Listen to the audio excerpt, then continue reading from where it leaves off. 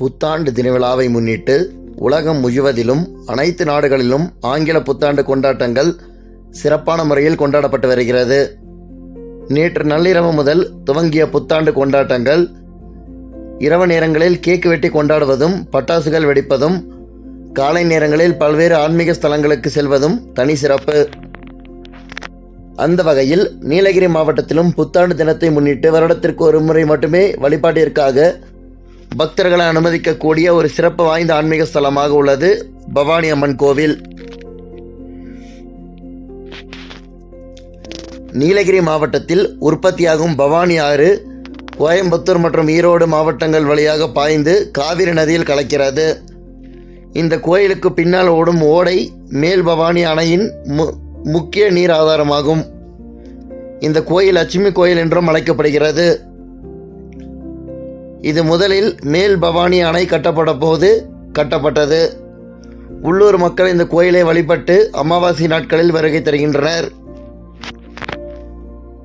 இன்றைய தினம் அவலாஞ்சி அணை சுற்றுலா தலத்திற்கு விடுமுறை அறிவிக்கப்பட்டு அங்குள்ள வனத்துறையின் வாகனங்கள் அனைத்தும் உள்ளூர் மக்களை கோவிலுக்கு இலவசமாக அழைத்துச் செல்ல வழிவகை செய்யப்பட்டுள்ளது.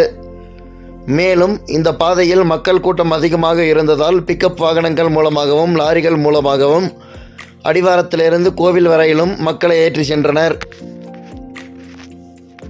பல்வேறு பகுதிகளில் இருந்தும் வருகை புரிந்துள்ள சுற்றுலா பயணிகள் மற்றும் உள்ளூர் மக்கள் இன்றைய தினம் இந்த கோவிலில் சிறப்பான முறையில் கும்பாபிஷேகம் நடைபெற்றுள்ளது அறிந்து வழிபாடு செய்வதற்காக புத்தாண்டு தினத்தில் இங்கு வருகை புரிந்துள்ளனர்.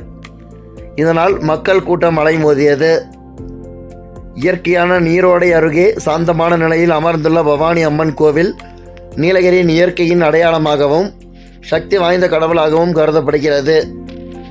இதற்காகவே வருடத்திற்கு ஒரு முறை ஏராளமான மக்கள் கூட்டம் இங்கு அலைமோதுகிறது. இந்த கோவிலில் மக்கள் வருகை குறித்து சோம்நாத் மற்றும் சோமேஷ் கூறுகையில், என் பேர் சோம்நாத்துங்க. நான் இங்கே பக்கத்து ஊர்லேருந்து வந்திருக்கேன். இது வந்து பவானி அம்மன் கோயிலுக்கு வந்திருக்கேங்க. இந்த கோயில் வந்து வருஷத்துக்கு ஒரு டைம் தான் திறப்பாங்க. இன்றைக்கி பார்த்தீங்கன்னா நியூ இயருங்கிறதுனால நிறையா க்ரௌடு வந்திருக்கு இன்றைக்கி. வணக்கம், எனது பேர் சோமசுந்தரேஸ்வர் எனும் சோமேஷ். நான் கேத்தி பகுதியை சேர்ந்திருக்கிறேன்.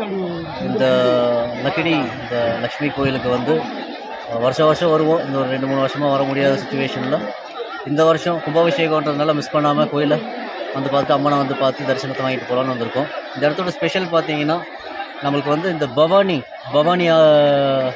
இது இருக்குல்ல, பவானி டேம், அந்த பவானி சாகர், அந்த இடத்துக்கு பார்த்தீங்கன்னா தண்ணி ஸ்டார்ட் ஆகி போகிறது அதோட ஸ்டார்டிங் பாயிண்ட். வாட்டர் ஸ்ட்ரீம் இங்கேருந்து தான் அந்த ஊற்று உருவாகி பவானி சாகர் போயிட்டுருக்கு. நாங்கள் இந்த வருஷம் இந்த அளவுக்கு கூட்டம் வரும்னு எதிர்பார்க்கல. ஆனால் இதை பார்த்தீங்கன்னா இந்த கூட்டம் வந்து ஏராளமான கூட்டம் இந்த வருஷம் ரொம்ப வந்திருக்கு.